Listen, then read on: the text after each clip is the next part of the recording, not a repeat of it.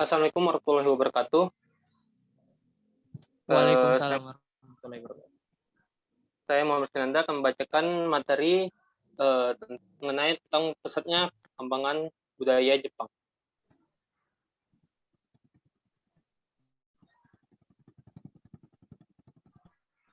Bicara tentang budaya Jepang, apa yang ada dalam pikiranmu? Apakah budaya Jepang modern seperti cosplay, anime, atau manga, atau budaya tradisional yang dimiliki Jepang itu seperti kimono, ninja, ataupun minum teh? Tentu budaya yang masing-masing kita pikirkan sangat beragam. Karena memang budaya di Jepang juga sangat baik, sangat banyak, baik yang modern atau yang tradisional. Meski masih kental tradisi dan budaya tradisionalnya, tetapi Jepang juga begitu terkenal sebagai negara maju yang sangat adaptif dan mengaplikasikan banyak teknologi terbaru. Jepang di masa lalu, jauh sebelum menjadi negara maju yang budayanya tersebar di penjuru dunia, Jepang dulunya merupakan sebuah negara yang tertutup dengan pembatasan super ketat, mirip lockdown. Jepang Jepang di masa lalu, pembatasan yang dikenal dengan sebutan Sakoku. Ini merupakan kebijakan asal Jepang yang diterapkan pada masa kepemimpinan Shogun Tokugawa Iemitsu pada tahun 1633 sampai dengan tahun 1854. Kebijakan Sakoku adalah larangan untuk orang-orang Jepang pergi ke luar negeri dan melakukan pembatasan sangat ketat terhadap para pedagang dari negara lain. Pemberlakuan kebijakan Sakoku memiliki tujuan utama untuk mengurangi pengaruh asing di Jepang, terutama Portugis yang membawa pengaruh besar terkait penyebaran agama dan senjata api di negara-negara tujuannya yang didatangi untuk dijajah. Jepang di masa lalu, politik isolasi atau Sakoku telah berlangsung sejak 1633 hingga 1854. Kebijakan Sakoku berakhir pasca akibat ekspedisi dari Commodore Matthew Perry dari Amerika Serikat pada tahun 1853. Amerika Serikat memaksa Shogun untuk menandatangani perjanjian damai dalam konvensi Kanagawa pada 31 Maret 1854. Melalui perjanjian tersebut, Jepang setuju untuk membangun hubungan diplomatik formal bersama dengan negara Amerika Serikat. Bahkan Jepang juga menandatangani perjanjian serupa dengan negara-negara barat lainnya seperti Inggris dan Rusia. Tertutupnya akses masyarakat Jepang terhadap dunia luar selama 100 tahun lebih tentu membuat sebagian dari kita bertanya-tanya bagaimana Jepang kini bisa menjadi negara yang sangat maju dan mampu menyebarkan budayanya ke mancanegara. Perkembangan budaya modern di Jepang diawali ketika Jepang mulai membuka diri dengan dunia luar pada tahun 1858. Para cendekiawan dan juga bangsawan Jepang mulai memperkenalkan budaya Jepang ke luar negeri. Dan begitu pula sebaliknya. Hal tersebut membuat adanya asimilasi budaya. Setelah Perang Dunia ke-1, Jepang mulai mencampurkan budaya mereka dengan budaya Amerika dan Eropa. Setelah Perang Dunia Kedua, Jepang mulai mencampurkan budaya mereka dengan budaya Amerika dan Eropa. Misalnya mengimpor film, komik, kartun, dan produk budaya asing lainnya. Pada tahun 1970, perekonomian Jepang semakin membaik dan Jepang mampu memproduksi peralatan elektronik maupun film, musik, dan komik sendiri. Anime Astro Boy karya Osamu Tezuka pada tahun 1963 merupakan anime Jepang pertama yang diterjemahkan ke bahasa Inggris untuk ditayangkan di Amerika Serikat pada saat itu. Astro Boy menjadi gerbang untuk anime semakin marak diproduksi dan semakin banyak yang mengetahui. Baik, materi selanjutnya akan kembali dibacakan oleh Zaki. Oke.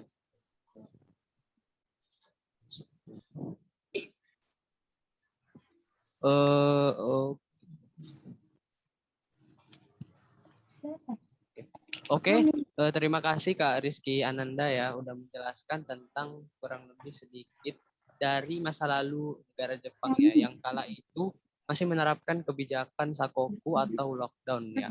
Jadi negara Jepang ini mempunyai kebijakan yang mana para penduduknya tidak boleh berdagang dengan pedagang luar ataupun beraktivitas di luar negeri hingga 100 tahun atau lebih dari 100 tahun lamanya. Dan ini tentu menimbulkan banyak pertanyaan bagi orang lain. Kenapa bisa negara yang kena lockdown ataupun dilarang akses untuk mengakses luar negeri gitu ya, bisa menyebarkan budayanya dengan sangat pesat ya. Dan tadi salah satu alasannya adalah karena adanya kebijakan paksa ya, yaitu Jepang dipaksa Amerika untuk menjalin kerjasama dagang gitu ya. Dan pada akhirnya Inggris dan Rusia juga menjalin kerjasama sehingga mau tidak mau akan terjadi Asimilasi. asimilasi budaya ya. Dan itu juga dan anime Astro Boy tadi juga adalah salah satu anime yang ditampilkan di Amerika untuk pertama kali dan menjadi gerbang untuk mendunianya. Dan selanjutnya saya akan membacakan materinya yang lain. Oke, Raditra bisa ditampilkan.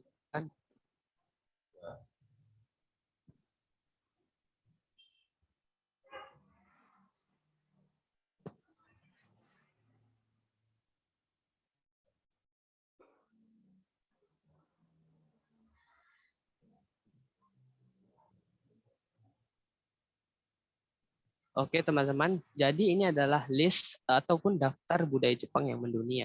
Dan pertama ada manga. Manga. Sudah banyak judul manga yang terbit di Indonesia dan salah satu pengaruh budaya ini masuk ke Indonesia diketahui berawal dari kunjungan Jakob Utama, yaitu salah satu pendiri Kompas yang ke Jepang di akhir tahun 80-an atau 1980.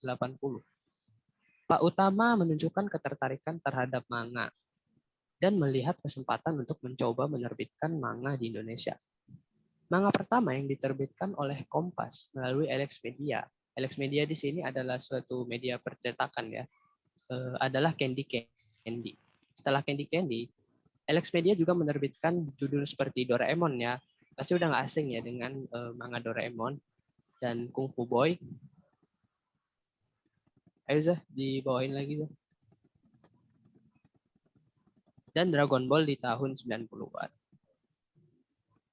Kita bisa melihat bukti mendunianya manga melalui kepopuleran seri manga One Piece karya Eiichiro Oda yang pernah mendapatkan Guinness World Record atau rekor terbesar dunia ya pada tahun 2015 sebagai seri komik ciptaan karya satu orang terlaris. Diketahui juga total penjualan manga One Piece di seluruh dunia saat ini sudah mencapai 480 juta kopi. Sehingga bisa dipastikan bahwa One Piece adalah seri komik sekaligus manga nomor 2 di dunia. Nah, ini adalah foto dari manga One Piece. 2 ada fashion ya teman-teman yang mendunia dari budaya Jepang. Ada banyak brand fashion asal Jepang yang mendunia dan salah satu yang paling terkenal di Indonesia adalah Uniqlo. Teman-teman juga pasti udah tahu brand Uniqlo ya, karena di beberapa mall ini ada ya banyak toko-toko Uniqlo ya. Bukan saja fashion modernnya yang mendunia seperti Uniqlo, namun pakaian tradisionalnya juga banyak yang menjadi tren di sekitar kita. Contoh saja seperti pakaian kimono ataupun yukata. Nah, ini adalah contoh pakaian ya teman-teman. Dan ini adalah brand Uniqlo. Dan jangan lupa dengan budaya fashion unik asal Jepang, yaitu cosplay yang populer di kalangan orang-orang di mancanegara, termasuk di Indonesia. Kegiatan cosplay memungkinkan kita untuk memulai berdandan dan memakai kostum menyerupai karakter anime, manga, dan video game. Ini ada contoh cosplay, teman-teman, meniru karakter di serial anime, manga, kartun, atau game.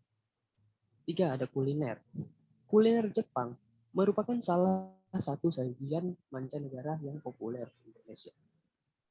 Terdapat banyak menu makanan Jepang yang biasa disajikan di restoran, baik makanan utama hingga camilan ala kaki lima ataupun minuman khas Jepang. Contoh kuliner khas Jepang yang populer di Indonesia berupa sushi, sashimi, ramen, onigiri, takoyaki, dan banyak jenisnya. Dan ini ada gambarnya teman-teman. Di paling kiri ini ada gambar onigiri ataupun biasa lebih lazim kita sebut dengan nasi kepal.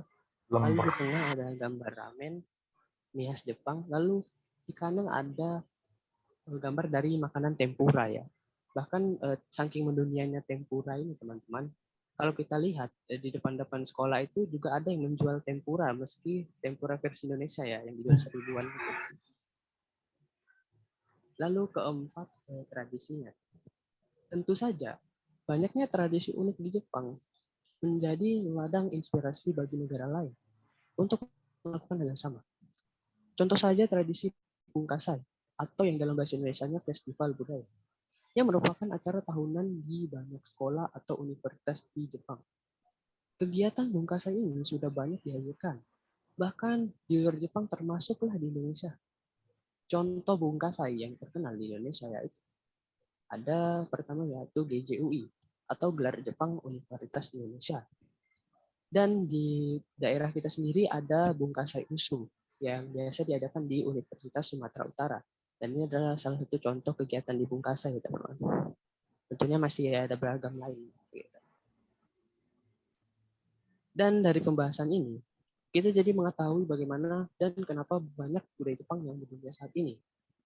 Jepang membuktikan bahwa meski 100 tahun lebih tertutup dari akses dunia luar, tak membuat negara tersebut jadi susah berkembang. Justru kini Jepang malah malah menjadi negara maju di kawasan Asia, dari yang tadinya di lockdown ya dan tertutup akses malah menjadi negara maju di kawasan Asia. Jika teman-teman tahu apa saja budaya Jepang yang mendunia selain yang ada di materi ini, mungkin bisa disebut ya teman-teman. Dan jadi itu adalah sekian materi kita ini ya teman-teman. Itu tentang pesatnya perkembangan budaya. Mungkin sebelum teman-teman menjawab atau bertanya, mungkin ada yang mau Sensei sampaikan. Silakan Sensei.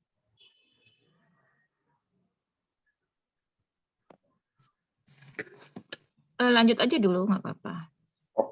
Kebetulan ini materinya udah habis Sensei. Udah Jadi selesai. tinggal sesi tanya jawab gitu Sensei. Hai. Ya, minasan, konnichiwa. Konnichiwa Sensei. Kita udah berapa minggu nggak ketemu ya. Harusnya pun NK-nya dari kemarin ya. Alhamdulillah hari ini bisa ketemu di sini. Dan alhamdulillah banyak ya, ada 15 peserta. Ini materinya bagus ya. Jadi ketika itu Jepang itu negara tertutup, tapi tetap bisa maju dan berkembang ya. Nah, sejak udah mulai terbuka ya, Jepang juga mengirimkan pelajarnya ke Cina. Nah, di sana pelajar-pelajar Jepang itu belajar huruf kanji Cina ya. Asal muasal ada huruf kanji Jepang tuh ya. Kemudian kembali ke Jepang, para pelajar kembali ke Jepang itu disitulah mulai huruf kanji tadi digunakan di Jepang. Ya, makanya huruf kanji di Jepang tuh ada cara baca ungnyomi dan kungnyomi. Ada cara baca Jepang dan ada cara baca Cina. Seperti itu ya. Alhamdulillah dari situ ketika negara Jepang itu terisolasi, bukan terisolasi, tertutup ya. Bahan-bahan pangan itu cukup tinggi harganya. Ya, cukup tinggi, cukup mahal sekali gitu-gitu. Nah, setelah mereka sudah membuka diri, masuklah bahan-bahan pangan dari luar, maka bahan pangan tidak terlalu mahal lagi, seperti itu. Ya. Dan makin berkembang sampai sekarang. Seperti itu.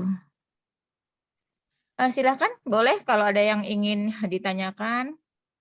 Saya hanya menambahi saja tadi ya, tadi udah sangat lengkap. Silakan.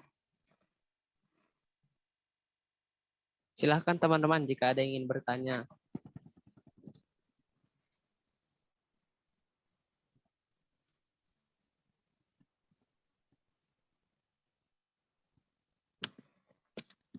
Nah, kalau belum ada yang bertanya atau masih bingung-bingung atau sungkan, saya mau sedikit cerita tentang kita ujian hari Rabu ya.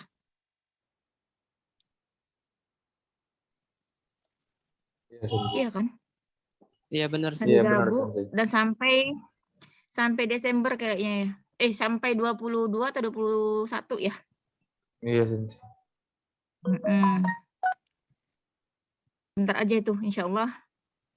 Kalau untuk Jepang, ada kendala nggak? Yang ada pelajaran Sensei ada kendala nggak untuk Jepang? Kalau ada kendala di grup ya, boleh disampaikan ya. Tadi Zaki-san udah menjelaskan tentang makanan-makanan Jepang ya, tentang onigiri dan lain-lain. Jadi pengen apa ya? Jadi pengen kita cobain ya, kita buat gitu ya, boleh ya. Sensei kalau misalnya nanti, insya Allah kalau sudah boleh kita bertemu di klub Jepang tatap muka, kita akan coba buat lagi ya. Kalau untuk alatnya itu, Sensei ada peninggalan dari Haruka dulu, asisten Sensei yang bertugas di SMA 2. Kita sempat dulu buat onigiri juga ya, seperti itu. Dan boleh buat makanan yang lain gitu ya. Terus kita rindu juga untuk ketemu langsung kan. Mau buat apa gitu. Kemarin idenya katanya mau jumpa langsung. Pertemuannya di sekolah itu kenapa nggak jadi? Ya Sensei, karena beda-beda sesi itu Sensei, jadi agak Iya.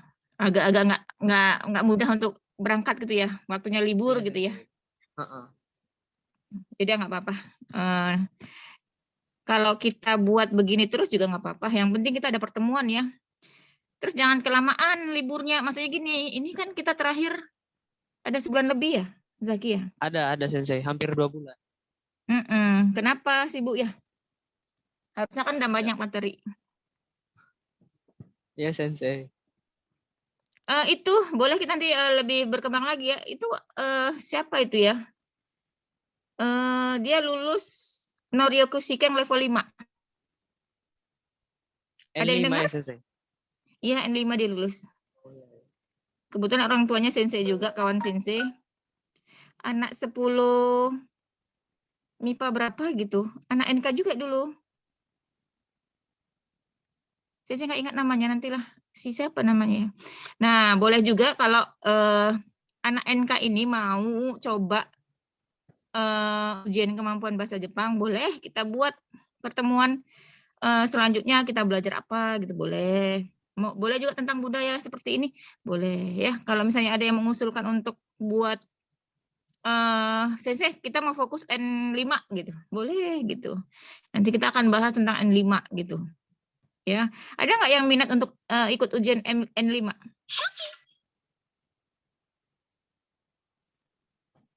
Belum ada ya? Belum ada yang minat ya? Untuk yang kelas 12 ini kan bentar lagi akan selesai dari SMA 2 ya. Sudah ada rancangan mau ngambil apa? Udah selesai. Udah. Ya. Mudah-mudahan ada yang berkaitan dengan kejepangan, kalaupun nggak ada nggak apa-apa, tetap nanti ilmunya kan akan dibawa gitu. Oke, ada yang mau Sensei silakan ke Zaki lah. Silakan Zaki. Oke, terima kasih Sensei. Jadi tadi itu adalah beberapa tambahan materi dari Sensei ya. Dan karena nggak ada yang bertanya tadi, mungkin ada lagi yang mau bertanya sekarang? Atau memang tidak ada? Kak, saya mau bertanya Kak tentang budaya Koinobori Kak. Oh ya, silakan. Siapa tuh? Tentang apa? Budaya Koinobori. Koinobori ya? Oke, Iya. terima kasih Duta Kusuma. Oke Sensei, tadi itu ada yang bertanya Sensei Duta Kusuma. Katanya budaya Koinobori ya? Koinobori itu budaya Koinobori itu apa Sensei? Budaya yang seperti apa? Mungkin Pita Sensei bisa ikan dijawab. mas, ya. Jadi dia dari Koinobori, ikan koi. Jadi tadi saya juga baru dapat info dari TV di sini. Orang Jepang itu meyakini ikan koi, walaupun negara Jepang itu maju ya, tapi orang Jepang itu masih percaya yang mitos-mitos ya, masih percaya. Jadi ikan koi itu dipercaya orang Jepang sebagai memperpanjang usia, sebagai keberuntungan dan lain ya. Makanya ikan koi itu sangat laku di sana gitu. Sampai tadi saya lihat ada yang satu ikan koi itu 1,2 triliun harganya. Nah, seperti itu ya. Nah, jadi kalau koinobori itu pita ikan koi gitu ya. Pita ikan mas. Jadi ikan mas yang warnanya cerah kalau bagi orang Jepang ya. Nah, itu ada perayaannya. Nobori itu ya. Seperti itu. Seperangkat bendera berbentuk ikan mas. Nah, seperti itu ya. Yang secara tradisional diterbangkan di Jepang untuk merayakan Tango no Sekku. Sebuah acara kalender tradisional yang sekarang ditetapkan sebagai hari libur nasional. Ya, atau hari anak Kodomo no Hai. Seperti itu ya. Nah, pola ikan emas di atas kertas tuh atau kain, dia dibuat seperti kain gitu polanya. Ditenun. Tunggu ya, saya tunjukkan dulu ya. Nggak mau dia. Nah, seperti ini. Nggak nampak ya. Saya pakai ini ya. Background Mas Sensei. Background nggak nampak. Sebentar saya ganti dulu backgroundnya jadi black. Nggak ada. Nah, seperti ini dia. Dia diterbangkan gitu. Ini biasanya Jadi pada seperti hari. bendera ya, Sensei. Iya, seperti itu ya. Nah, kapan itu? Dia pada hari anak yang jatuh pada 5 Mei. Jadi di Jepang tuh ada hari anak. Hari terakhir. Dan hari istirahat terbesar bagi para pekerja. Seperti itu ya. Itu koinobori ya, koinobori. Oke, terima kasih Sensei. Jadi tadi sudah dijawab ya, apa itu budaya koinobori. Dan apa teman-teman ada yang mau bertanya lagi?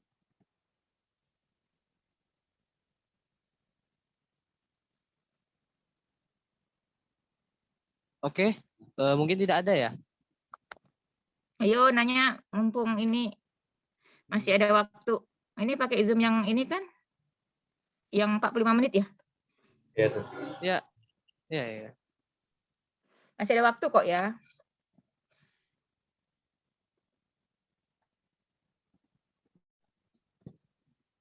Oke, mungkin tidak ada ya. Nanti bisa ditanya di grup aja mungkin ya kalau malu.